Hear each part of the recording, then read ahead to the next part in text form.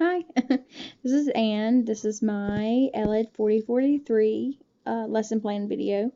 I just wanted to talk about everything I did in there. I was at Quest Tech School. It's an awesome school. I loved it. I actually tutor there now. So I'm glad I was able to go there and do my teaching hours and everything like that. I mean, it was amazing. The teacher to class ratio, the teacher to student ratio, is very small. Miss Carrie Countsman, which is my teacher I was over, her biggest classroom is 10 students. So I thought that was pretty awesome. She has the availability to help each student, like she's not overwhelmed with a bunch of students, and it was really nice to see. But at Quest Tech, all students have some type of learning disability or need extra help or things like that. And all the classrooms I was in, Miss Carrie Councilman teaches 5th, 4th, 3rd, and 2nd. I stayed with her for 5th, 4th, and 3rd.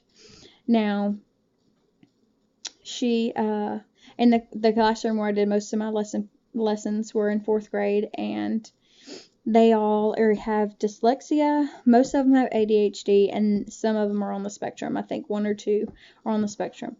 But the one of them that's on the spectrum, she has a counselor kind of slash behavioral management lady that stays with her 24/7 and assists in any way that may be needed.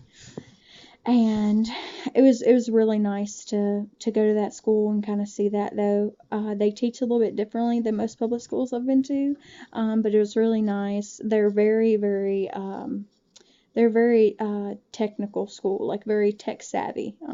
All the students have Chromebooks. They work on Chromebooks in certain classes. Once they get done with some assignments, they can use their Chromebooks and things like that. But it's pretty awesome. So I think in my lesson, the one I'm going to talk about, I did 2 videos total just because I wanted to incorporate that, because that's kind of what they're used to dealing with.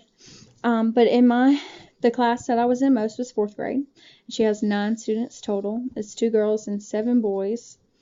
And like I said, all of them have ADHD or dyslexia or are on the spectrum or something else. Now, not all of them are written down, like been tested for it, but it is evident that they do have it, and so their parent has enrolled them there. So for this one, my lesson is numbers in operation in base 10, and I also sprinkled scientific numbers in this. So for the motivation, I just did a video. I do believe it was the Math Antics video on place value, and we discussed that and talked about it, just to kind of go over it, because whenever I bring in scientific number, I wanted them to kind of know and remember their place values.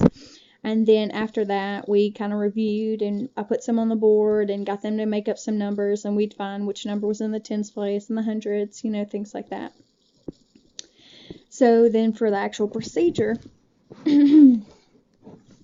I talk about and I connect the dots between scientific numbers and place value, and kind of connect that method and how you do that, and did it quite a few examples.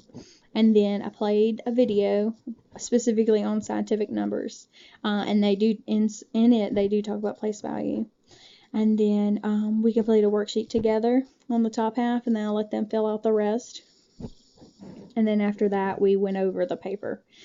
And then that was pretty much it on the lesson. They usually do smaller lessons, just because their classrooms are so small, and it's not quite an hour in their classrooms, so we couldn't do too much. But for the closer, we just did Go Noodle, which is a really awesome website.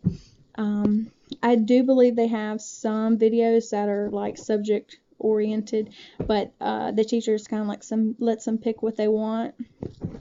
And I think one day we did a yoga one, and it was like stretching and like breathing exercises and stuff. But there's quite a few modifications and accommodations that we do Like whenever students go to work by themselves, they can have the option to go into one-on-one rooms, especially kids that are ADHD and get very distracted very easily. That's always an option.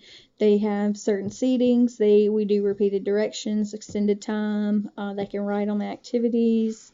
All the above, pretty much. So that's pretty awesome. Early finishers, you usually get to they can work in activities she has in the classroom, or they can work on their Chromebook. It just kind of depends on how the classroom's behaving and things like that. So if they're behaving very well, then we'll let them get on the Chromebooks, and if not, we won't.